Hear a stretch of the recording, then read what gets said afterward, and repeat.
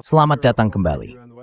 Hari ini kita bersama Scott Ritter, mantan Inspektur Senjata PBB, perwira intelijen Korps Marinir AS, dan penulis, untuk membahas serangan AS dan Israel terhadap Iran, serta apa yang tampaknya merupakan pembalasan besar-besaran dari Iran.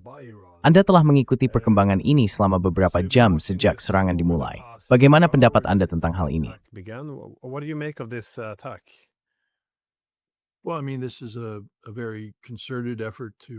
Maksud saya, ini adalah upaya yang sangat terkoordinasi untuk menyingkirkan rezim dari kekuasaan. Baik Donald Trump maupun Benjamin Netanyahu menyatakan bahwa tujuan dan sasaran kampanye ini adalah perubahan rezim, dan mereka melaksanakan upaya tersebut.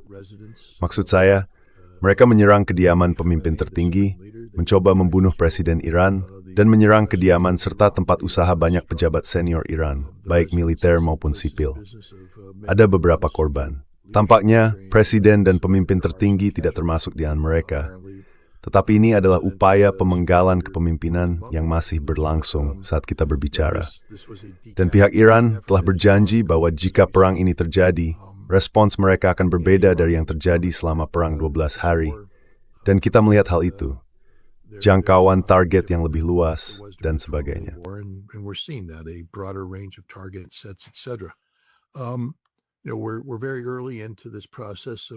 Kau tahu, kita masih sangat awal dalam proses ini, jadi Usti yang tahil mengatakan ini, kecuali untuk mengtal dan membunuhnya.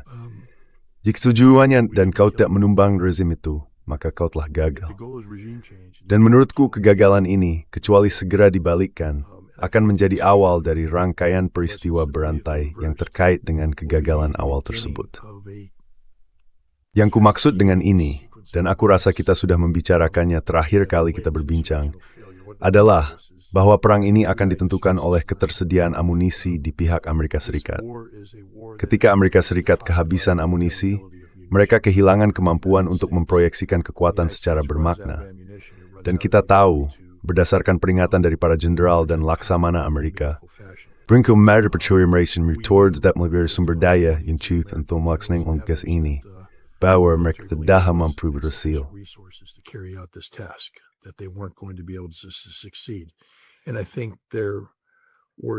Dan saya pikir mimpi terburuk mereka sedang menjadi kenyataan, karena dalam operasi militer, terutama, ini adalah perang yang sangat menguras sumber daya.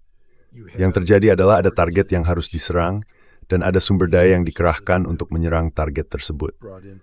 Tujuannya adalah menghancurkan sejumlah target tertentu, lalu sumber daya itu dialokasikan kembali untuk misi lanjutan lainnya. Kita melihat hal ini selama operasi Badai Gurun. Amerika Serikat memiliki 2 skuadron F-15A Strike Eagle.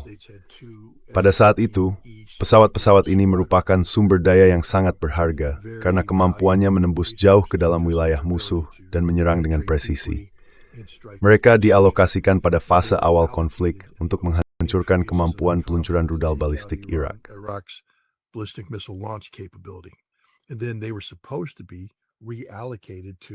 Dan kemudian mereka seharusnya dialokasikan kembali ke kampanye udara di Basra dan Baghdad. Rencana tersebut didasarkan pada ketersediaan sumber daya tersebut pada waktu tertentu untuk memberikan dampak pada daftar target Irak. Di sini kita memiliki kampanye tempur Iran, dan kampanye itu dibangun dengan menggunakan sejumlah sumber daya tertentu untuk mencapai pemenggalan kepemimpinan dan penekanan keamanan.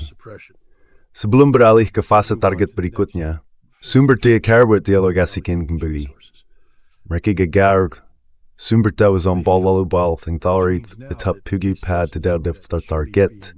De portal hafdal and Eric pofos misilin. Reinforced by resources being diverted from other missions. And so now you start to see a disruption.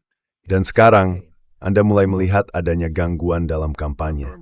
Biasanya, Anda bisa melewatinya. Anda bisa berkata, baiklah kita akan menekan, lalu lanjut. Setiap tindakan seperti ini menggunakan amunisi yang jumlahnya terbatas. Jadi ketika Anda memulai kampanye dengan mengetahui bahwa Anda tidak memiliki cukup amunisi untuk menyelesaikannya, bahwa Anda harus menang dengan cepat, dan sejak awal Anda melihat kampanye mulai berantakan, ya, tak ada salah you do for thoughts pastor dinar. Itim sesebedag heni. plan survives. Pergan rem tedetasil. This is true today. Regime change did not work.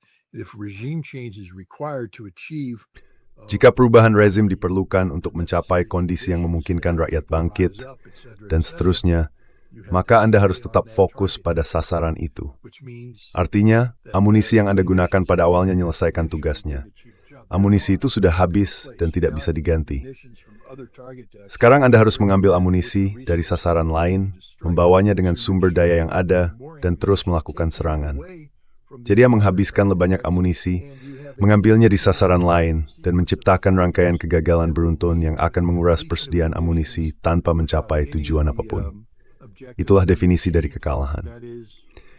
Jadi sekali lagi, meskipun ini masih sangat awal, saya akan mengatakan bahwa tandanya menunjukkan meninggikan anit 8 tali dan perang T. the indications are that the United States has already lost this war. Well, what do you make of the Jadi bagaimana menurutmu tentang kurangnya kendali atas eskalasi?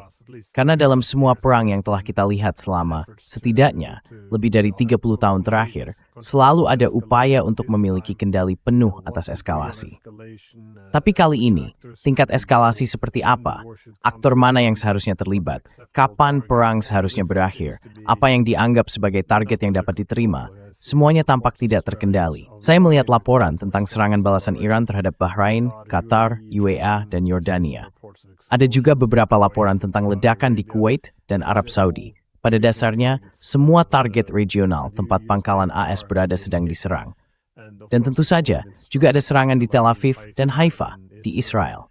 Menurutmu, apa yang sedang dipikirkan Iran sekarang? Karena mereka jelas tidak menahan diri atau mengikuti tangga eskalasi tradisional di sini. traditional, escalation ladder here? Well,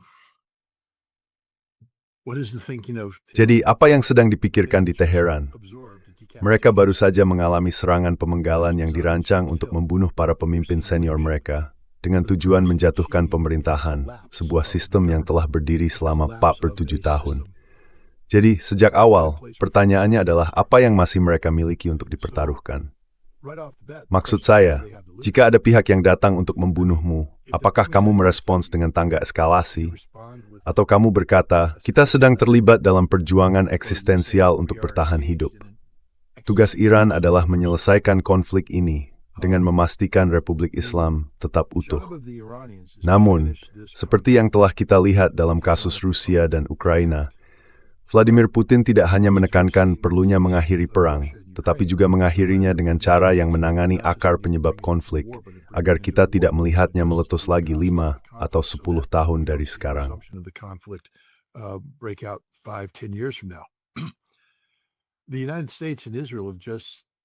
Amerika Serikat dan Israel baru saja menyatakan bahwa mereka sedang berupaya menghancurkan rezim Iran. Tujuan dari kampanye ini adalah untuk menyingkirkan Iran. Jadi bagi pihak Iran untuk keluar dari perang ini dengan selamat, tetapi dengan Israel dan Amerika Serikat yang masih mempertahankan sikap untuk mengganti rezim, hal itu tidak menyelesaikan apapun. Jadi, apa yang sedang dilakukan Iran? A. Mereka sedang berjuang demi kelangsungan hidup mereka. B. Mereka harus memenangkan perang ini. Dan kemenangan dalam perang ini berarti pergantian rezim. Sekarang Amerika Serikat selalu berbicara tentang pergantian rezim, yang berarti bukan hanya menggulingkan pemerintahan, tetapi juga mengubah perilakunya. Salah satu cara untuk mengubah perilaku pemerintahan saat ini adalah dengan menjamin kehancuran politiknya. Saya percaya Donald Trump telah melakukan bunuh diri politik di sini.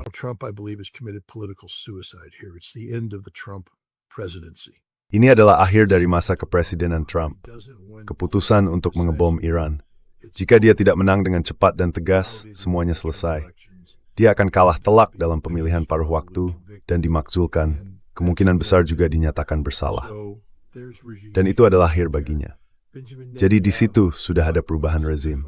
Begitu pula dengan Benjamin Netanyahu. Jika tidak terjadi perubahan rezim dan Iran membalas serta menimbulkan kerusakan besar pada Israel, itu akan menjadi akhir bagi Benjamin Netanyahu.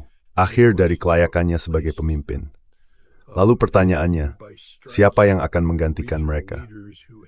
Dan jika dengan menyerang para pemimpin regional yang selama ini menuruti visi Israel dan Amerika dalam kesepakatan Abraham, serta upaya melemahkan kekuatan Iran, yang mungkin terjadi adalah negara-negara Arab Teluk menyadari bahwa Amerika Serikat tidak lagi hadir di sana.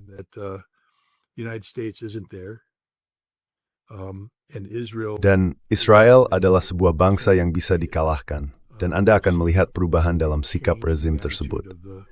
Bagi berbagai negara Arab Teluk, sangat penting bagi Iran bahwa ketika perang ini berakhir, hasilnya tidak seperti yang terjadi pada akhir perang 12 hari.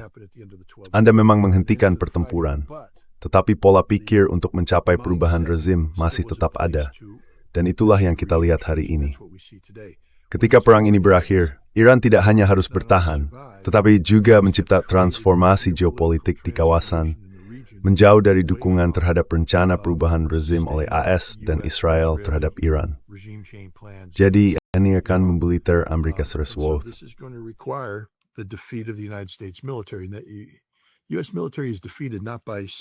Sekarang, militer AS tidak dikalahkan dengan menenggelamkan kapal atau menembak jatuh pesawat, tetapi dengan tidak menang. Hal yang sama terjadi pada Hizbullah melawan Israel pada tahun 2006. Israel menyatakan, tujuan kami dalam perang singkat bulan Agustus 2006 adalah menghancurkan Hizbullah sepenuhnya. Namun pada akhir perang, Hizbullah masih ada, menebarkan kematian dan kehancuran di Israel. Hizbullah menang. Jika Amerika Serikat dan tindak adalah perubahan rezim, dan ketika perang Iran misword, Iran berda, Trump is up time. Dan itu akan menjadi pukulan berat bagi seluruh perang tanya, lebih satu pemberbicara yang merawatnya kawan ini. Di pada terlihat hati kau hilang.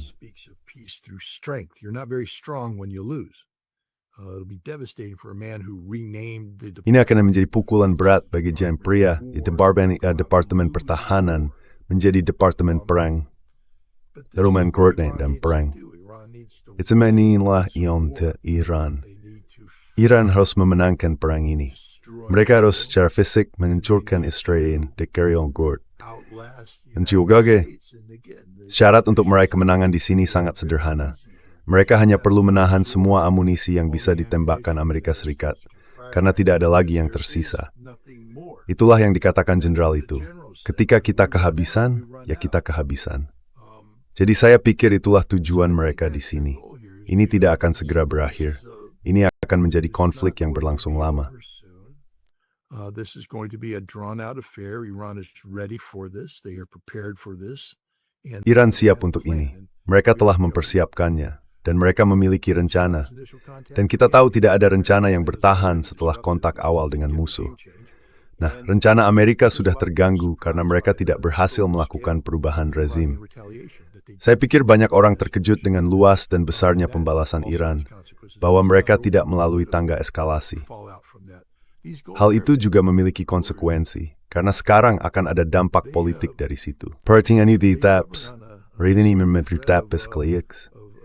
Penduduk harus mawar tutorials yang terbaik kurti dan standar hidup yang tinggi. Wealth and high standards of living. If your cities are suddenly blowing up. Jika kota-kota Anda tiba-tiba meledak, dan selama ini Anda diberitahu bahwa hal itu tidak akan pernah terjadi karena Amerika Serikat akan membela Anda, tetapi sekarang Amerika Serikat tidak dapat membela Anda, maka para penguasa ini tiba-tiba tampak lemah dan tidak efektif. Dan siapa yang tahu apa yang akan terjadi? Tapi, Anda tahu, inilah permainan Iran saat ini. Saya pikir mereka sedang membalikkan keadaan. Ini adalah setara geopolitik dari pembalikan dalam gulat. Dan strategi perubahan rezim sekarang mungkin bukan lagi Amerika dan Israel yang berhasil menyingkirkan rezim Iran, melainkan Iran yang akan berhasil menyingkirkan rezim Israel, rezim Amerika, banyak negara Arab Teluk.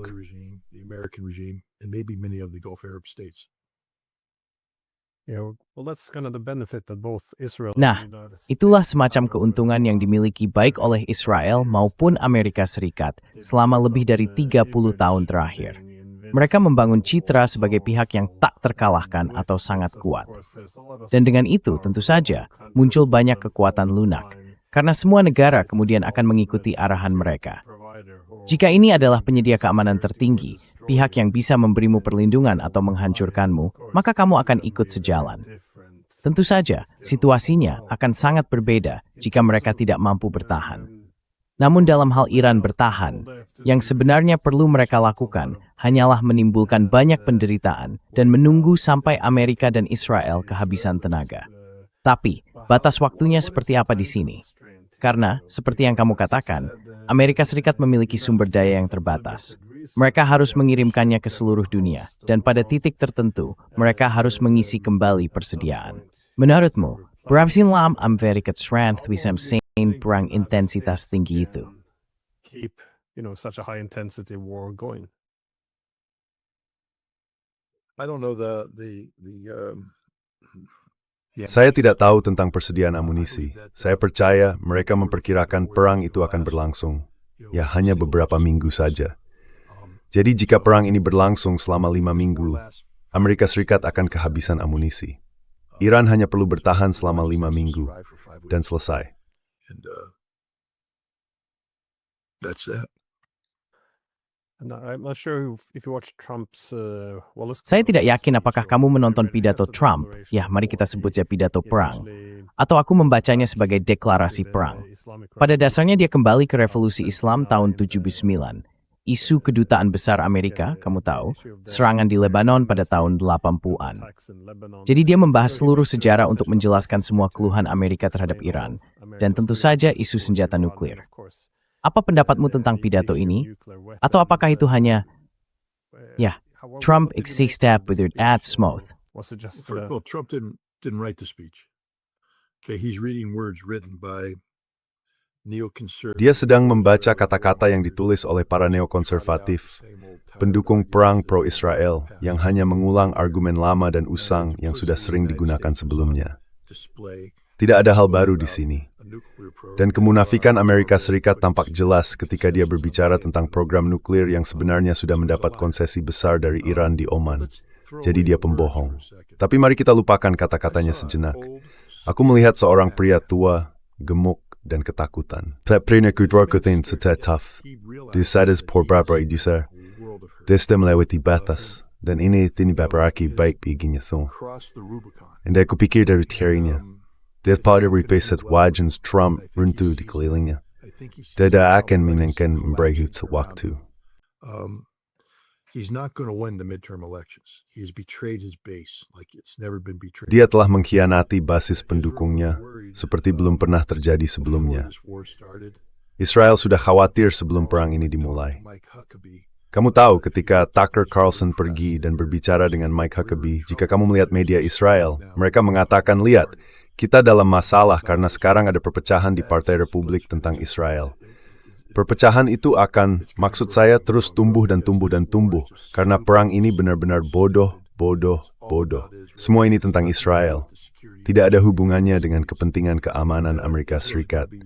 Dan Israel akan terluka secara fatal karenanya. Presiden ini telah melihat masa jabatannya terluka parah oleh tindakannya sendiri.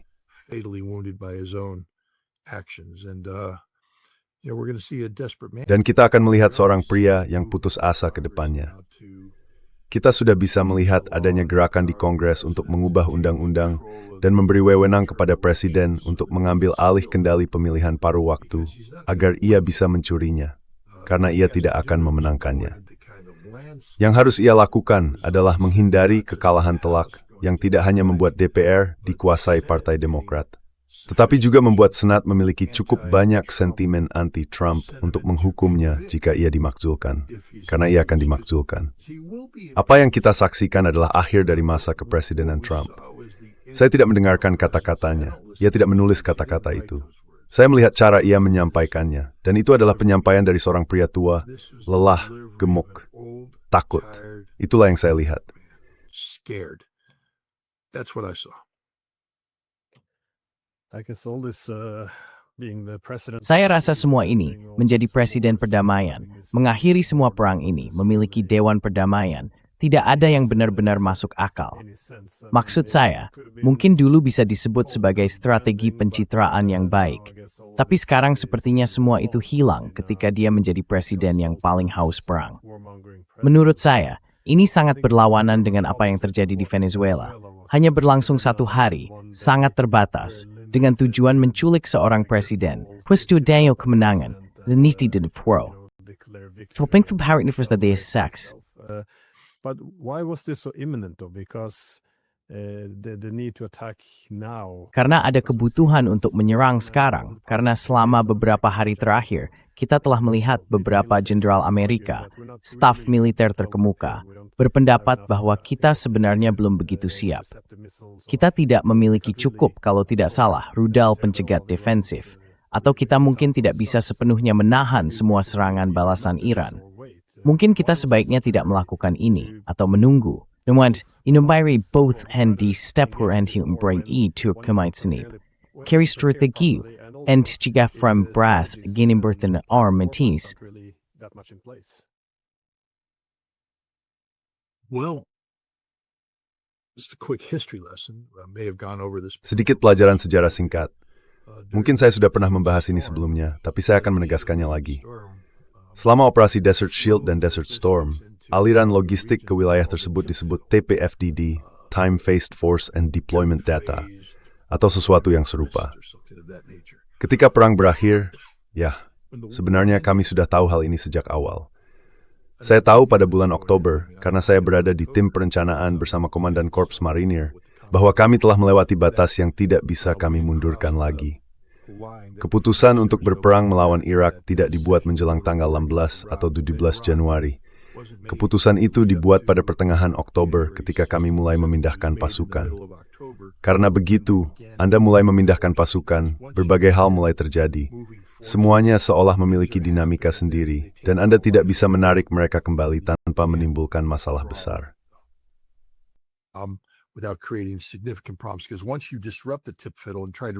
Karena itu Anda mengacaukan TPFDD dan mencoba membalikkan TPFDD, Anda menyusunnya kembali sampai berbulan-bulan kemudian.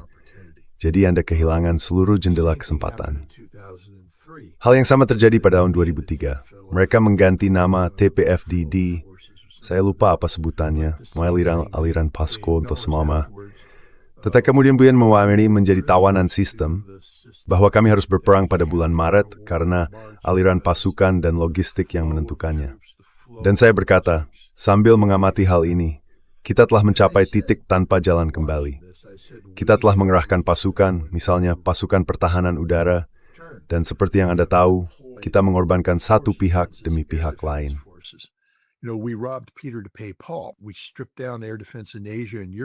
Kami mengurangi pertahanan udara di Asia dan Eropa untuk memindahkannya dan memperkuat sumber daya yang seharusnya melindungi wilayah-wilayah tersebut jika terjadi konflik, tetapi malah dialihkan ke Timur Tengah. Kita tidak bisa menempatkannya di sana selamanya. Jadi hanya ada jangka waktu terbatas di mana mereka bisa tetap berada di sana. Lalu kita mulai mengerahkan seluruh kemampuan serangan ini. Kapal induk, pesawat tempur taktis, pesawat pengisian bahan bakar, amunisi. Dan begitu kita mulai mengalirkannya ke sana, itu harus digunakan. Ketika kita mulai menariknya kembali, jendela peluang untuk melakukan serangan meluas. Ini adalah perang yang digerakkan oleh kepentingan politik.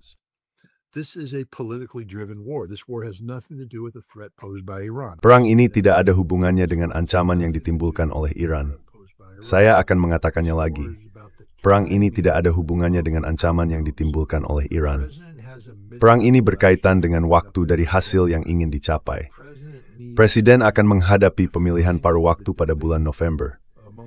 Ia perlu mulai membentuk perdebatan di antara rakyat Amerika tentang masa depan kepresidenannya pada awal musim panas, pertengahan musim panas tahun ini.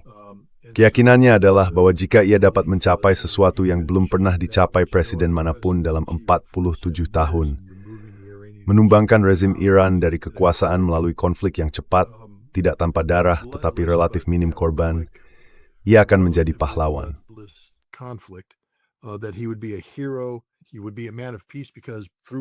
Dia akan dipandang sebagai seorang pria yang membawa perdamaian karena melalui perang, ia menghadirkan perdamaian, dan ia akan terus membawa citra itu ke depan.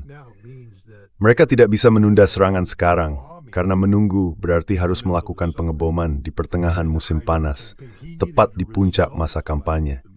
Ia membutuhkan hasil pada pertengahan musim panas, dan melakukan pengeboman saat itu akan sangat merugikan. Jadi perang ini didorong oleh kepentingan politik domestik Amerika. Jika ia tidak menyerang sekarang, kita harus mulai memindahkan aset dari wilayah tersebut. Dan kita tidak akan bisa membalikan langkah itu atau mencapai tingkat kekuatan yang sama lagi hingga pertengahan musim panas. Until the middle of summer. It's strange if you thought Iran will be the same easy target. Aneh kalau mereka mengira Iran akan menjadi sasaran yang sama mudahnya, karena Venezuela hanya butuh 1 hari operasi. Tampaknya mereka berhasil mencekik Kuba dan menyingkirkan gangguan masa lalu itu. Yah, selama 65 tahun terakhir, dari meja, dan tanpa banyak, kamu tahu, bahkan keluhan dari media. Tapi Iran, aku pikir mereka mungkin salah perhitungan. Apakah kamu terkejut melihat semua rudal Iran itu berhasil menembus begitu banyak wilayah berbeda? Kupikir semua negara di kawasan itu, negara-negara Teluk, bukankah pertahanan udara mereka seharusnya sudah kewalahan dulu sebelum semua rudal itu mulai menembus? Rasanya seperti hanya maksudku perang ini baru dimulai pagi ini, dan kita sudah melihat rudal mencapai Bahrain, UAE, Qatar, Yordania, dan seperti yang kukatakan sebelumnya, mungkin juga Arab Saudi dan Kuwait. Dan tentu saja Israel. Bagaimana ini bisa terjadi? How is this possible? Or Well, the 12-day war. Nah, perang selama 12 hari itu memberi Iran wawasan luar biasa tentang cara kerja perisai pertahanan rudal terkoordinasi. Bukan hanya di atas Israel, tetapi juga terhadap perisai Amerika Serikat di kawasan tersebut. Mereka menembakkan banyak rudal yang dirancang untuk menyerap kapasitas pertahanan Israel dan Amerika, bukan hanya untuk mengurasnya, tetapi untuk belajar. Maksud saya, ini adalah sebuah sistem, dan Anda perlu melihat bagaimana sistem itu berfungsi, bagaimana radar saling berkomunikasi, bagaimana transisi dari F-3 di atas Yordania, dan bagaimana radar itu terhubung ke radar THAAD yang diperkuat oleh radar Aegis. Semuanya membentuk gambaran terpadu.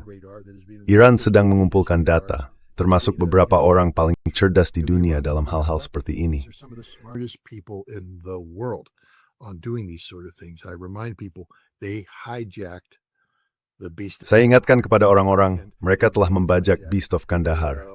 Dan mungkin mereka juga telah membajak drone Amerika lainnya yang hilang dari radar beberapa hari yang lalu.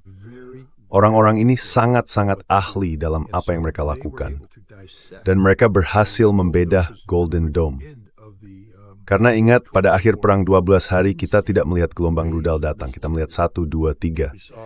Tapi perbedaannya adalah, setiap rudal mengenai sasaran dan semuanya mengenai target yang nilai. Saat itulah Netanyahu muncul di TV dengan tangan gemetar dan saat itulah menelepon Trump. Trump berhasil melakukan serangan tengah malam pertukaran Al-Udeid untuk ngeri konflik.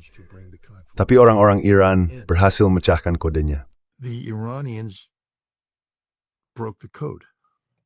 They now knew how to defeat this system. Sekarang mereka tahu bagaimana cara mengalahkan sistem ini. Dan mereka bisa melakukannya dengan rudal-rudal individu yang parameter kinerjanya membuatnya mustahil untuk dicegat.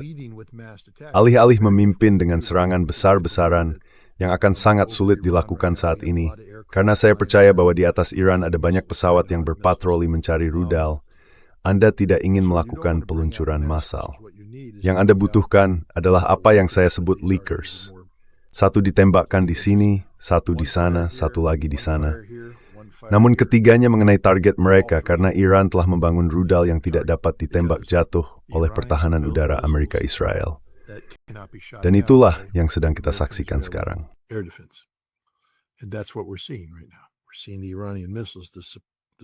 Kita sedang menyaksikan rudal-rudal Iran, keunggulan teknologi Iran dibandingkan pertahanan rudal.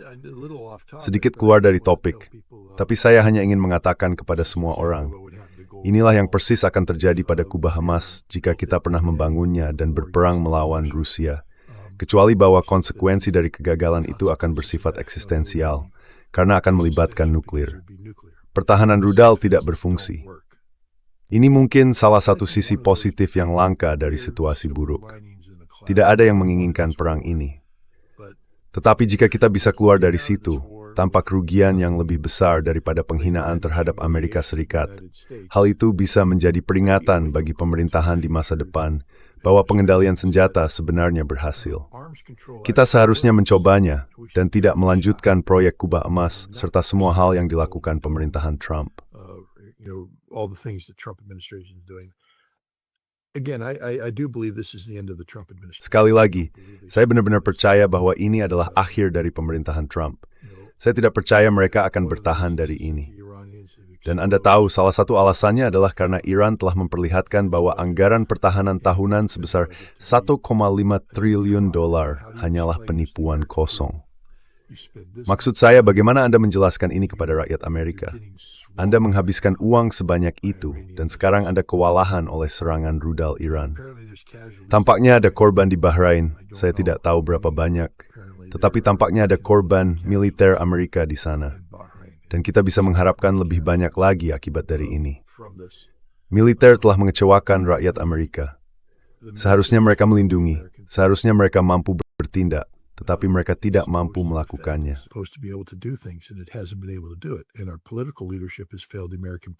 Dan kepemimpinan politik kita telah mengecewakan rakyat Amerika karena mereka membiarkan perang terjadi. Perang yang dipilih, bukan perang yang diperlukan.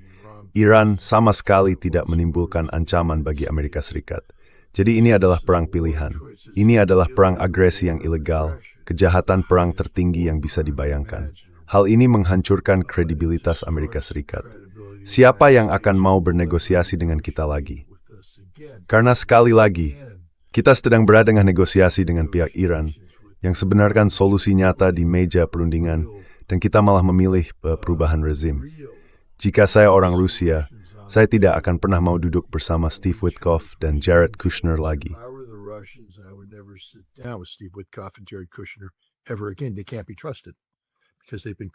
Mereka tidak bisa dipercaya karena telah dikorupsi oleh proses ini. Jadi kamu tahu, ini benar-benar hari yang buruk bagi Iran pertama-tama. Mereka diserang dan ada warga Iran yang tewas. Kita tidak boleh mengabaikan hal itu. Tapi kita juga tidak bisa menutup mata. Kita punya kewajiban tanggung jawab untuk mengakui hal ini.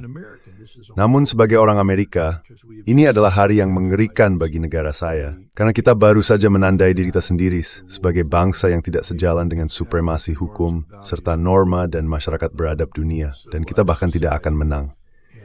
Jadi ini kabar buruk di semua sisi. Satu-satunya kabar baik adalah bahwa rezim ini akan berakhir.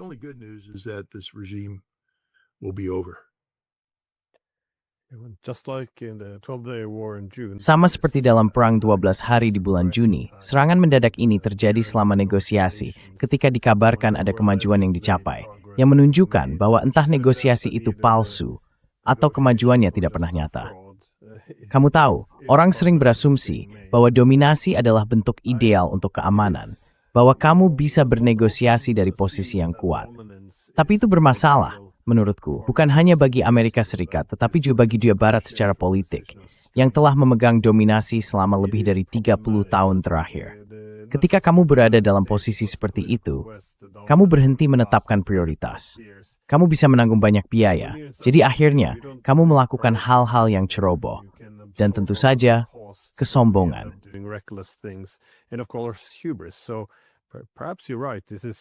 Jadi mungkin kamu benar. Jika ini semacam panggilan untuk bangun, itu bisa jadi hal yang sehat sebelum kita akhirnya terlibat dalam sesuatu yang jauh lebih besar dan lebih bodoh, seperti berperang melawan Rusia. Izinkan saya mengajukan satu pertanyaan terakhir di sini. Apa yang kamu harapkan dalam hal dukungan eksternal? Sejauh ini saya hanya melihat Yaman mengklaim bahwa mereka akan mulai menargetkan kapal di Laut Merah lagi. Dan saya melihat beberapa laporan, yang belum bisa saya konfirmasi, bahwa mereka juga meluncurkan beberapa rudal balistik. Apakah kamu memperkirakan akan ada sesuatu dari milisi di Irak, Lebanon, atau Palestina? Atau apakah kamu mendengar sesuatu tentang Rusia atau Tiongkok memberikan dukungan tidak langsung? Atau masih terlalu dini? Or is it too early still? Baik, menurut apa yang saya baca, sebelum serangan terhadap Iran, Israel melancarkan operasi besar-besaran selama berjam-jam untuk menekan Hezbollah. Mereka membombardir Lebanon Selatan secara intensif. Saya percaya itu dilakukan untuk menekan Hezbollah yang telah memposisikan diri untuk ikut serta. Hezbollah telah mengatakan bahwa mereka tidak akan bergabung dalam konflik berskala terbatas.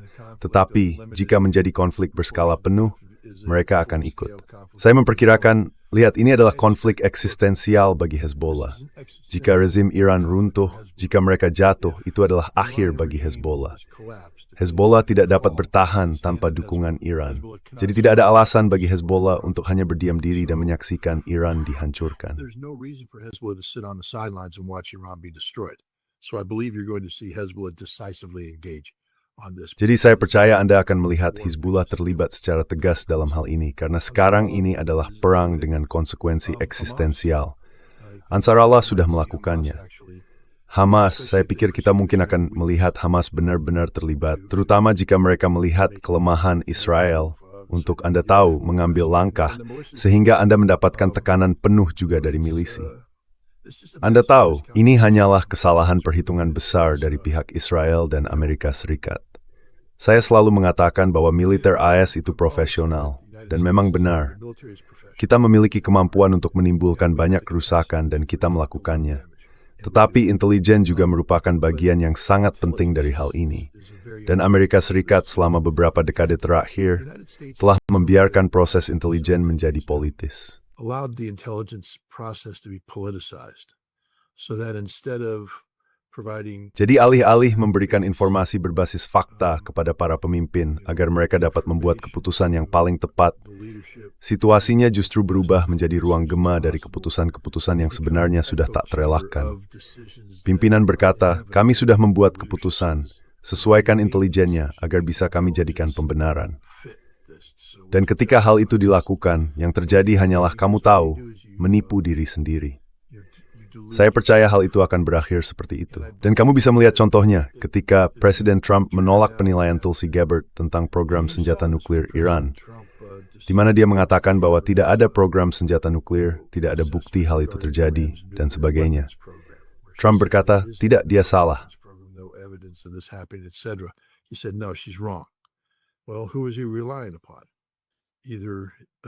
Jadi, kepada siapa dia bergantung? Entah pada sebuah sel di luar kendali kantor Direktur Intelijen Nasional yang secara fundamental ilegal, atau pada pihak Israel, yang berarti Presiden kini mengambil arahan dari Israel, alih-alih dari pejabat intelijennya sendiri. Saya pikir keputusan telah dibuat untuk memulai konflik dengan Iran yang tidak didasarkan pada nasihat yang matang, seperti yang biasanya diperoleh dari komunitas intelijen, melainkan pada nasihat yang tercemar politis, dirancang untuk memberitahu Presiden apa yang ingin dia dengar, bukan apa yang perlu dia dengar. Dan hal itu juga mengerti bagaimana rencana militer dikembangkan. Anda tahu, Anda punya misi, tetapi misi itu harus berdasarkan kenyataan.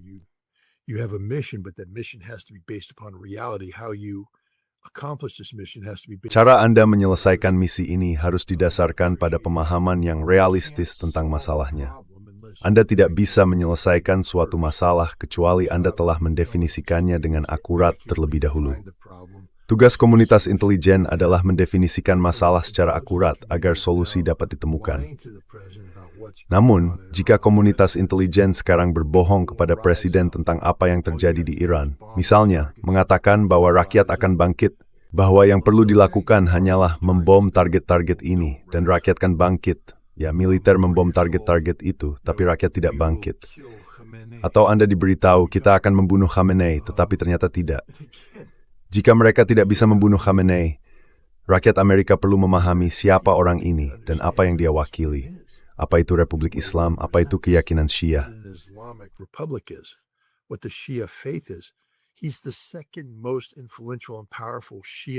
Dia adalah tokoh teolog Syiah paling berpengaruh dan berkuasa kedua di dunia, setelah menurut saya, Sistani di Najaf.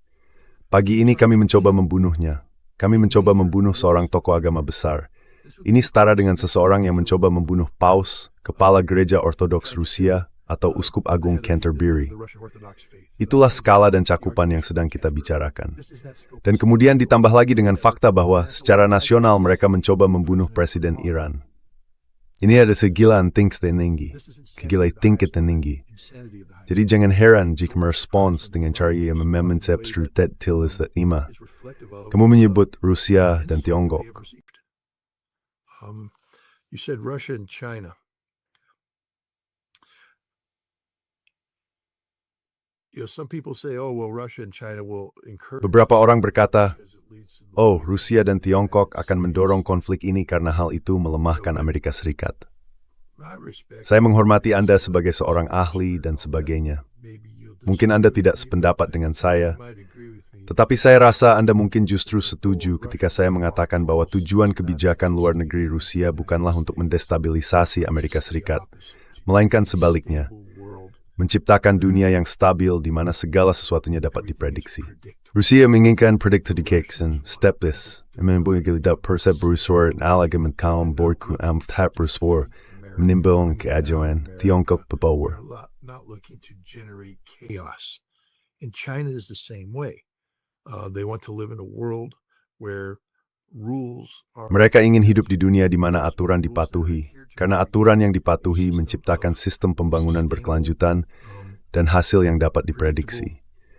Jadi saya tidak percaya peran Tiongkok dan Rusia akan menjadi bagaimana kita bisa membuat Iran mengalahkan Amerika. Iran to defeat America. Saya pikir peran mereka adalah bagaimana kita bisa mengakhiri konflik ini tanpa membuat dunia menjadi tidak stabil. The world. Saya rasa kita melihat banyak tekanan dari Rusia dan Tiongkok terhadap Iran agar tidak membiarkan konflik ini meluas ke sasaran ekonomi. Conflict to Maksud saya, expanded economic. kita melihat sasaran politik dan militer diserang, tetapi kita belum melihat sesat ekonomi diserang. Military targets and political targets being hit, but we haven't seen economic targets being hit. And I think Incesting, Zeit that's the metaphor. red line. So I think Russia and China will be trying to keep Iran Jadi saya pikir Rusia dan Tiongkok akan berusaha mencegah Iran melewati garis merah itu. Mereka telah melakukan yang terbaik untuk memastikan Iran bisa bertahan menghadapi badai ini. Iran menang dengan tidak hancur. Karena jika Amerika Serikat dan Israel gagal melakukan perubahan rezim, saya percaya itu akan menjadi akhir dari pemerintahan Trump. Dan saya juga percaya itu akan menjadi akhir dari Benjamin Netanyahu sebagai politisi Israel yang masih memiliki peluang politik. Jadi Anda justru membalikkan naskahnya. Anda melakukan perubahan rezim di titik asal konflik ini. Namun sekali lagi, Rusia dan Tiongkok tidak mencari perubahan rezim. Mereka mencari stabilitas. Mereka ingin perang ini berakhir, dan mereka sedang berupaya mewujudkannya. Jadi saya pikir itulah peran yang akan dijalankan oleh Rusia dan Tiongkok. So I think that's what the role in Russia and China are going to be. No, I think you're probably right. That is. Tidak, saya rasa mungkin kamu benar. Itulah pandangan umum yang sering kita miliki di Barat, melihat konflik internasional sebagai pertarungan antara pihak yang baik dan pihak yang jahat, di mana perdamaian akan tercapai setelah pihak jahat dikalahkan. Saya tidak melihat orang Tiongkok atau Rusia berpikir seperti itu. Saya rasa mereka lebih fokus pada bagaimana mengelola kepentingan yang saling bersaing. Karena kamu tahu, jika satu pihak kalah, itu tidak berarti sistem internasional atau persaingan keamanan akan berakhir. Sebenarnya saya pikir perang justru menimbulkan ketidakpastian, seringkali juga radikalisme. Jadi bukan begitu. Kamu tahu, saya tidak berpikir ada yang ingin melihat Amerika dikalahkan. Itu akan menjadi guncangan besar bagi sistem. Tapi ya, untuk sedikit menurunkan posisi mereka mungkin. Ya, mungkin. Yeah, probably, but the war with Iran, this is something. Tapi perang dengan Iran, ini adalah sesuatu yang bisa memicu perang dunia ketiga, yang mungkin sedang kita hadapi. Jadi saya rasa mereka sama sekali tidak ingin melihat hal itu terjadi. Maaf, satu pertanyaan terakhir. Anda menyebutkan target ekonomi. Selat Hormuz, jika ditutup, itu adalah target ekonomi tertinggi, bukan? Saya tidak yakin itu akan menjadi malam yang baik bagi ekonomi global, tapi pasti akan menjadi pukulan yang cukup besar. Pretty big hit. Well, the Strait of Hormuz can be shut down without permanently damaging. Nah, Selat Hormuz bisa ditutup tanpa secara permanen merusak keamanan energi dunia. Itu seperti saklar yang bisa dinyalakan dan dimatikan. Masalah yang lebih besar adalah apa yang terjadi jika Iran mulai menargetkan infrastruktur produksi minyak Arab Saudi, Azerbaijan, Kuwait, Uni Emirat Arab. Itu kerusakan yang tidak bisa diperbaiki, kerusakan permanen. Hal seperti ini bisa membuat ekonomi runtuh untuk waktu yang lama. collapse. Jika kamu menutup Selat Hormuz, sistem akan tertekan. Tapi kamu bisa meredakannya dan membukanya kembali. But you de-stress the system by opening it back up. And so I think, again, what Russia and China... Jadi saya pikir sekali lagi, apa yang akan didorong oleh Rusia dan Tiongkok adalah menjaga agar selat tetap terbuka. Namun jika Iran memainkan kartu ekonomi, mereka mungkin ingin membatasinya pada penutupan sementara Selat Hormuz, bukan memperluasnya dengan menyerang target energi. Kekhawatiran saya adalah bahwa Amerika Serikat dan Israel, ketika melihat kampanye udara strategis mereka melemah, mungkin memilih untuk menyerang target energi. Dan jika itu terjadi, semua perhitungan itu butuh birth, dan Iran akan berespons dengan sangat keras. Vai bezichtiging en ter brace rupet holiday CS des Tiongkok, het alisanari min sef van het begemoorn du menje se prank ekonomi. How to keep this war from expanding into an economic war. Well, as I said, we're still in the early... Ya, seperti yang saya katakan, kita masih berada di tahap awal, ya hari pertama perang ini, yang bisa saja mereda, atau justru menyeret kita ke Perang Dunia Tia. Operasi Amarah epik. Konyol sekali. Seolah-olah anak-anak yang menjalankannya. Ridiculous. It's like children are... Yeah, well, the lions... Saya rasa Real Lions Roar adalah versi Israel atau dia yang Judean seperti itu. Ya. Well, thank you for Terima kasih di steng di waktu. Faziu en desinget sig, dan in strangsnaith late, writhe in a white slime portis des as. Jari terima kasih berguar. Thank you very much. Well, thank you. Thanks for your work. I mean, Baik, terima kasih. Terima kasih atas pekerjaan Anda. Maksud saya, acara seperti ini sangat penting saat ini bagi masyarakat karena Anda tahu kita sedang berada di masa yang penuh kekacauan intelektual. Dan saya pikir Anda memberikan pendekatan yang sangat seimbang dalam menilai berbagai masalah. Jadi, terima kasih atas pekerjaan yang Anda lakukan. So thank you for the work you do. Mawith, en first tua lagi, sa satline di vinyi. Okay. Baik. Have a good